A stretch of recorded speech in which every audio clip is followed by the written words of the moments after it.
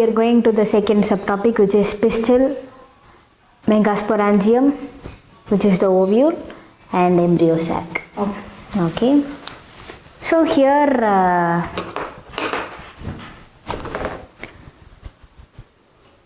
this embryo sac. Okay. So embryo sac. Okay. So now we are going to see pistil.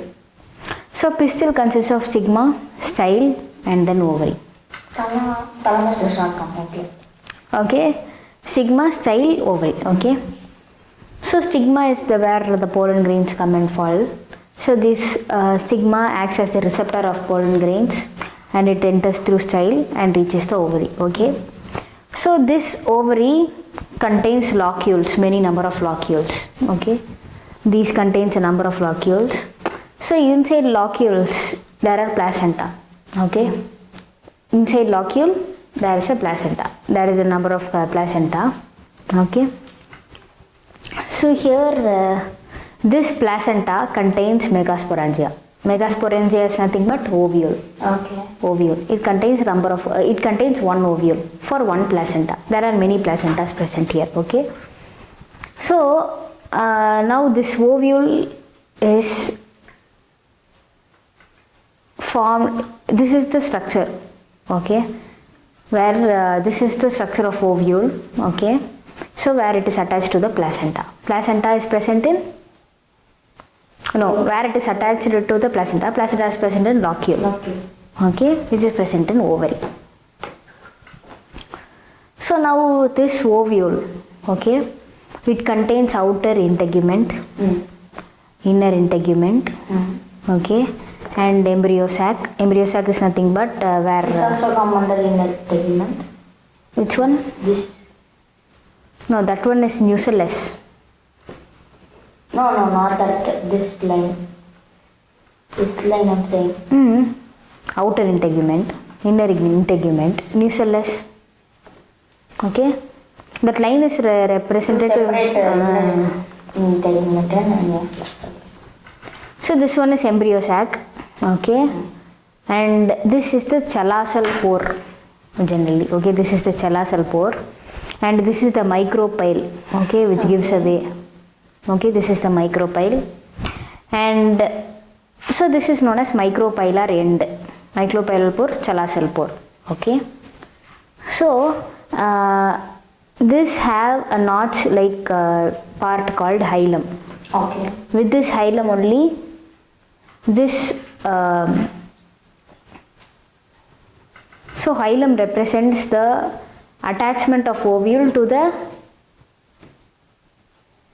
placenta. Okay. So this funicle is a stalk. Okay, it's a stalk coming from placenta, where the ovule is carried by funicle. Can you understand? This funicle carries ovule.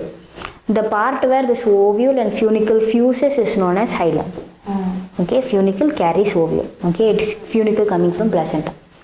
The part where the fusion of this funicle and the ovule, it is known as this notch. It is known as hylum. Okay. Okay. It is fused. So that one is very important. So now, what is megaspore? So where is megaspore present? Where is it present? This is known as megasporangium. Okay, this embryo sac, after forming zygote, it becomes embryo sac. Before the stage of zygote, it is known as megasporangium. Whereas in pollen grains, that one is known as microsporangium. Here it is megasporangium.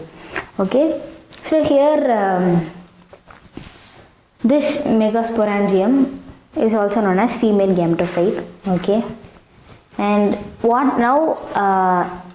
Like microsporogenesis, here also the process called megasporogenesis. This is known as megasporangium. In one megasporangium, there will be one megaspore mother cell. Okay, whereas in one microsporangium, there will be many micro mother cells. Okay, many micro mother cells. So here. In one megasporangium, one megaspore mother cell.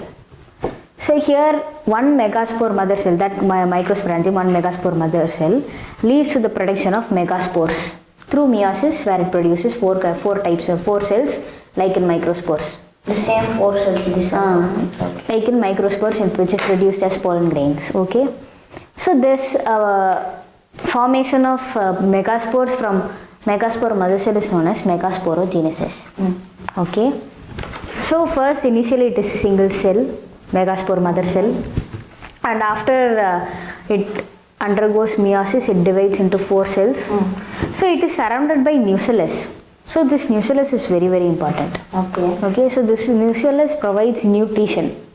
Nutrition and it is and it contains many food supplements. Okay. It gives it nourishes the Okay. So this nucellus nourishes the inner embryo sac. Okay.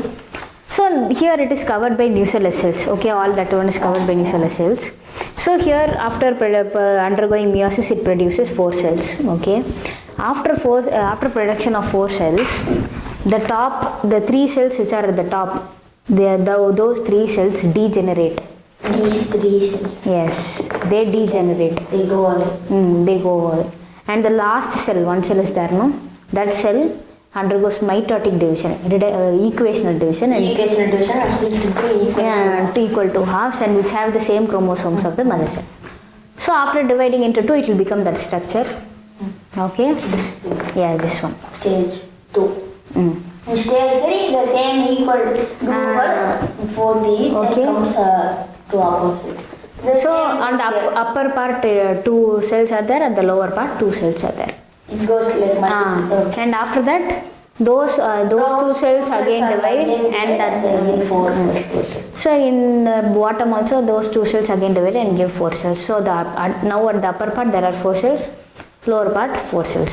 So at this stage, so these are known as free nuclear divisions because they do not undergo cytoplasm division. Cytoplasm division is nothing but the outer cytoplasm will not divide. Only the nucleus divides. So it is known as free nuclear division. After some times only the cytoplasm forms. Okay, cytoplasm forms where cell wall is formed. No, inside there are cells formed, right? So cell wall is formed. Before that it is free nucleus. Before it is free nucleus. Now the cell wall is formed. Okay. So now there are 4 cells on the top, 4 cells at the bottom. Okay. So now at the end, after development of this megaspore, okay, after development of this one, so here at the bottom there will be 3 cells. Okay, in that 3 cells, the first 2 cells will be differentiated into synergids. Okay, and the third cell will be differentiated into egg cell. It is known as egg cell. Okay, so here it is 3 cells. And at the top there are 3 cells, no? So those 3 cells are known as antipodal cells. Okay, antipodal cells. And that end is chala-cell end. Chala-cell end is present where? Here. This is that end is micropylar end here. Okay. Okay. So there are the antipodals. Okay, we got micropyle and we can write it micropyle and like the different connector. Then chala-cell pore, we can say chala-cell end. Chala-cell end. Okay. So here we have seen that synergids and egg cell, antipodal cells we have seen, and in the center it is 2 polar nuclei are present. Okay. 2 nuclei in a single cell. Cell wall, single cell wall. Inside the single cell wall, 2 nuclei are present. That is central cell. Okay. So therefore, how much nucleus are there? How much cells are there? Totally 11. How much nucleus? How much cells? Nucleus. Where is the nucleus? Nucleus is at the center. Okay. Yeah. Okay. Center cell. Center is that cell is known as egg cell. Okay. That one is known as egg cell. The first 2 cells are known as synergids. And the upper there are 3 cells that are known as antipodal cells at the chala cell end. Okay, so at the center there is only one cell with 2 nucleus. Okay. So central cell, So 7 dipolar cells. nuclei. 9 cells with 2. How come 9 cells? These 2 comes with cells. 3. These 3 cells. How come these 2 you can calculate as 2 cells? Only one cell is present there with 2 nuclei. Okay. How much cells are there now? 8. 8 celled. How much? 8 celled. How come 8 celled? Count properly.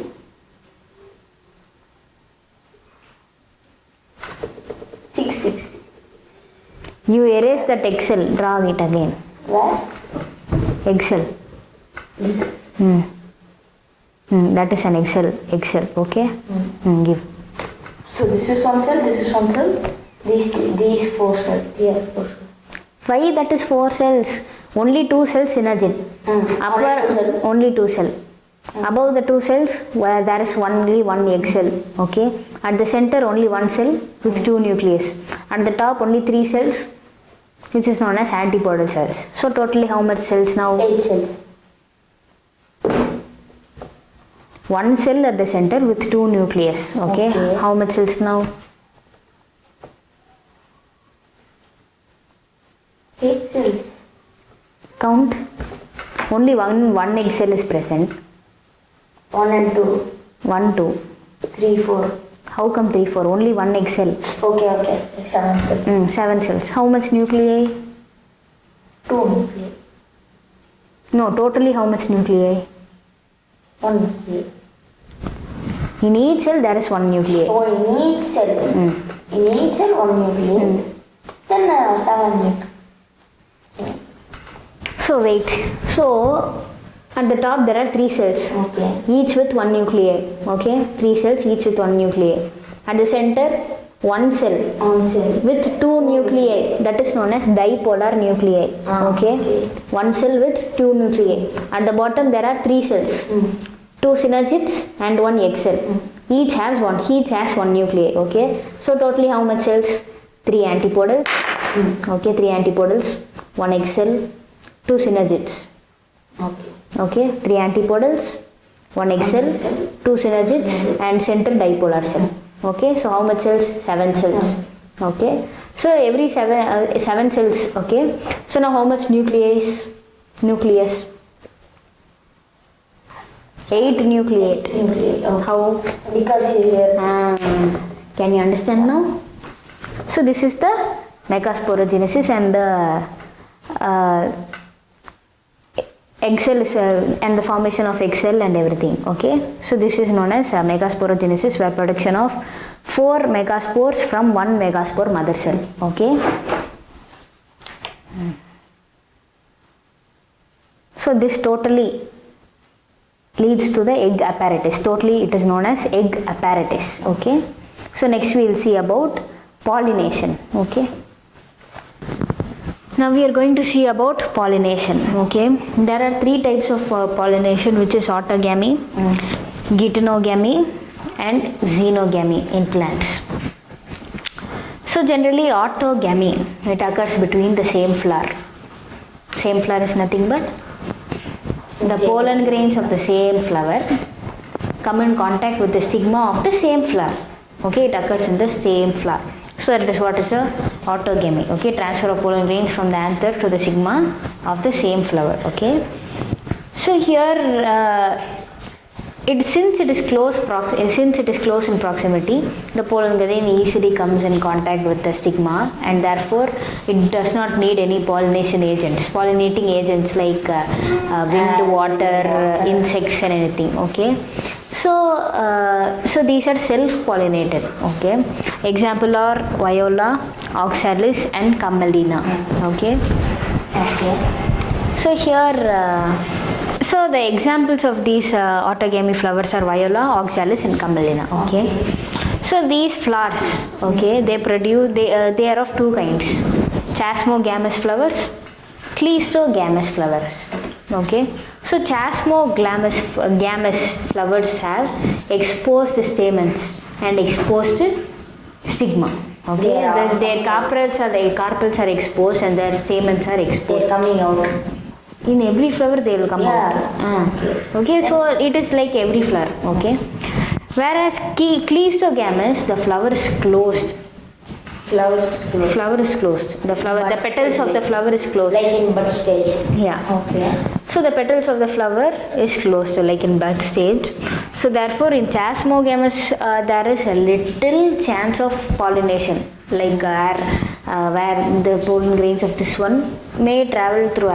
There is a little chance. There is a little chance, but in cleistogamous flowers, there is no chance. Because it is closed. So therefore the pollen grains of the same flower should enter the same stigma of the same flower. So there is no chance of wind movement, no chance of anything. So here there is a little chance, okay, but here there is no chance. So chasmogamous flowers and cleistogamous flowers, okay. So next one is geitonogamy. Geitonogamy kind of pollination.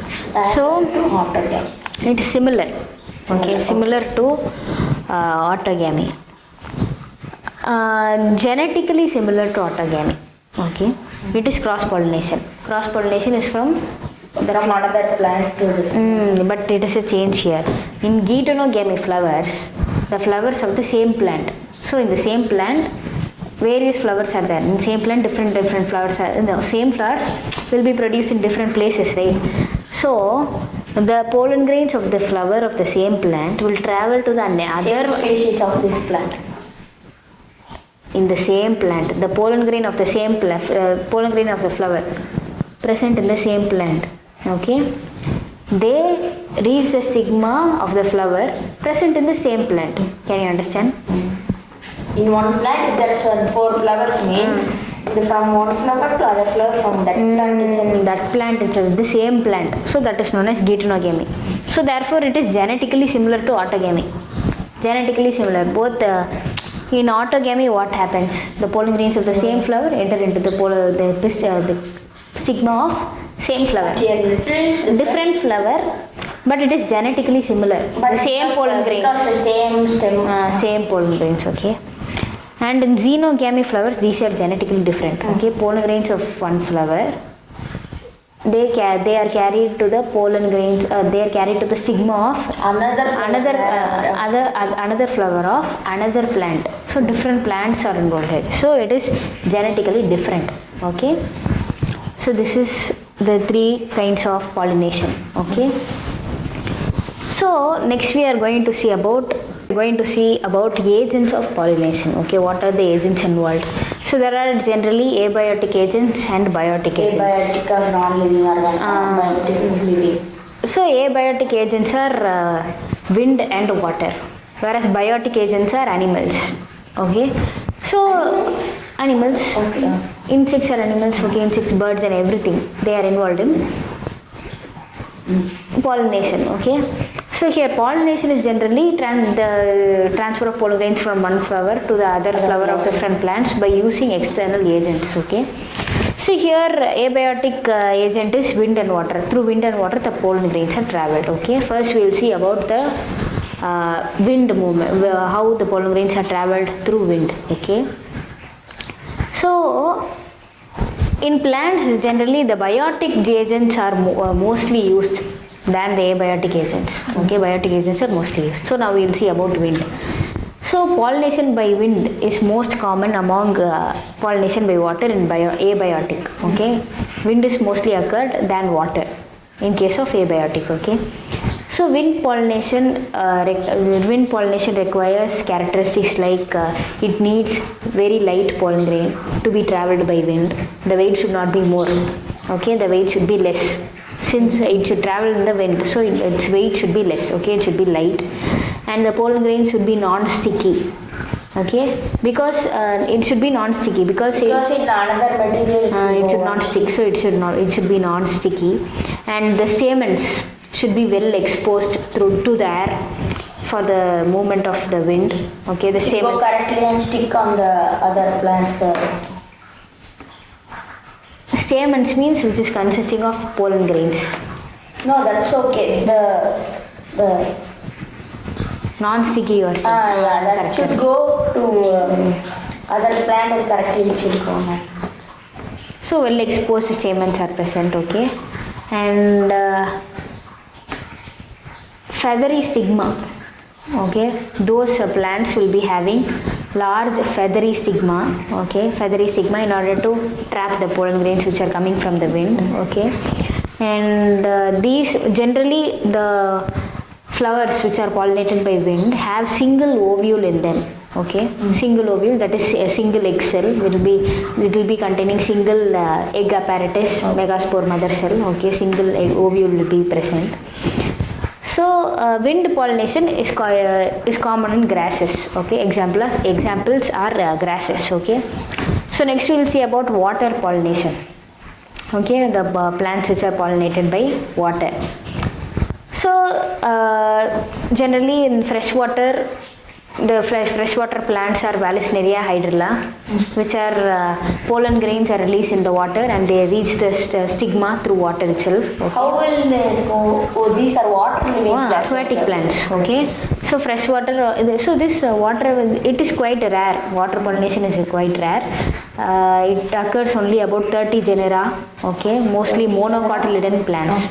Okay. Mostly monocotyledon plants. So in freshwater aquatic plants like Vallisneria and hydrilla, water pollination occurs. Okay, and in marine water, Zostera, which are present in the marine water, marine water, that there also water pollination occurs. Okay, and we cannot say that all the aquatic plants are the pollen grains of all the aquatic plants are travelled through water. We cannot say that one, because in case of water hyacinth, acornia, which is terror of Bengal, water hyacinth, it will take up the oxygen present in the water. So water hyacinth and water lily. Okay, so these are aquatic plants. But they are not water pollinated. Why? Oh, they are inside the water only. How? Because their flowers are exposed on the surface of the water. Okay. Okay, they are not water pollinated. The wind, by insects only, they get pollinated. Okay. Because these flowers are so beautiful. They will be above the surface of the water. So therefore, insects and wind will generate pollination in these kinds of plants, not water. So therefore, we cannot say all the aquatic plants are pollinated by water. Okay. So in Vallisneria, which is a freshwater plant, this Vallisneria, so these flowers are present on the surface of the water. They are present on the surface of the water. Their pollen grains are released on the surface of the water and they move by the passive movements of water. These pollen grains. The waves they move and there is the stigma. Okay, in case of Vallisneria. Where in Zostera, which is marine organism, marine plant, in Zostera the pollen grains, the flower is submerged. It should be floatable. It should be not floatable. Okay. So in Zostera, the flowers are submerged inside the water. So therefore the pollen grains are released underwater, inside the water, and these pollen grains reach the stigma. Okay. Whereas in Vallisneria, it is on the surface and it moves by the waves of water. In Zostera, it is submerged. Okay, so therefore in submerged plants, so water pollinated plants where the pollen grain come in contact with the water, they will be having some mucilage covering in them in order to not get wet by the water. Okay, so they will be having some mucilage covering in them. So next we will see about biotic pollination, biotic agents, which is animals. Okay, using animals, how the some pollinated. Okay. So in biotic agents, there are various organisms which involve in biotic pollination, like bees, butterflies, beetles, wasps, ant, even ant is involved in pollination. Okay. And moth, birds like sun hemp and hummingbird. So they are all involved in pollination. Okay. And so in case of birds, they are involved. And in case of animals like rodents, lizard, reptiles like gecko result in garden lizard, so they are all involved in pollination. How will that will change? They will just take the pollen grain and it will stick to their body. Okay. Yes, it will stick to their body. That's it. So in insect pollinated flowers, so various kinds of organisms are involved in the biotic pollination. Okay, in biotic agents where the flowers are pollinated. Okay, So here insects, when insects are involved, the flowers will be producing colorful petals and fragrance. In like that. When it is traveled by biotic, the color flowers will be colored. By insects, because to attract insects. Oh, okay. So the insects should be the insects get attracted to the colorful. Like water hyacinth, it should be so colorful and beautiful. So it should be very colorful. So therefore the insects get attracted to them, and due to the fragrance also. And if you see organisms like moth, the moth, the flowers which are pollinated by moth, those flowers produce foul odors in order to attract moth. Okay, and some flowers, many flowers produce nice fragrant odors. So it attract many insects in them. Okay, so these insects not only they carry the pollen grains to the other flower, they also receive some floral rewards from the plant. No, these give floral rewards like honey, like secreting honey. Okay, and they take up pollen grains and secreting honey. So like that. So some relationship is done between the flower and the animals. Okay, so a well-known relationship is that floral rewards, which is produced by Amorphophallus. It is Amorphophallus is a flower. No, it is a plant. Okay, generally it is a plant which is a height of 6 feet in height. Okay, 6 feet. The flower itself is a 6 feet height. Flower itself. Okay. So therefore many insects lay their eggs. Many animals. It gives shelter to the insects. Okay. Shelter and everything. So Amorphophallus. So it is a floral reward. So the plant needs their pollen grains to travel to the other. So they have find the floral because they were reward to give them to the insects. No, floral reward is nothing but we are giving some. So the plants are giving some. No, they are saying that it is like this and all. They are giving Amorphophallus. Example. So Amorphophallus, the flower is 6 feet height. So therefore the flower needs to be pollinated. Okay, the flower needs to be pollinated. So what it gives to the insects to be pollinated? Shelter and everything. Okay. So a similar case is observed in moth and yucca. So moth and yucca, these moth lay their eggs inside the ovules, inside the seed of this yucca plant. Okay. Okay. So on a return, the pollen grains of yucca plant is carried by moth. Okay. So moth do not complete their life cycle without yucca because the larvae come out from the yucca plant. Okay. So without that, the moth cannot complete their life cycle. Okay. The larvae of the moth come out of the eggs. Okay. As the seeds start developing. Okay. So inside the seed, the moth leaves their eggs. Okay. So mostly moths leave their eggs in their flowers or? In their flowers. Okay. So this is a very good relationship between insects or animals with flowers. This is known as floral rewards, mainly in case of insects. Okay. So this is about pollination. Okay. So next we will see about outbreeding devices and pollen pistil interaction in pollination. Okay.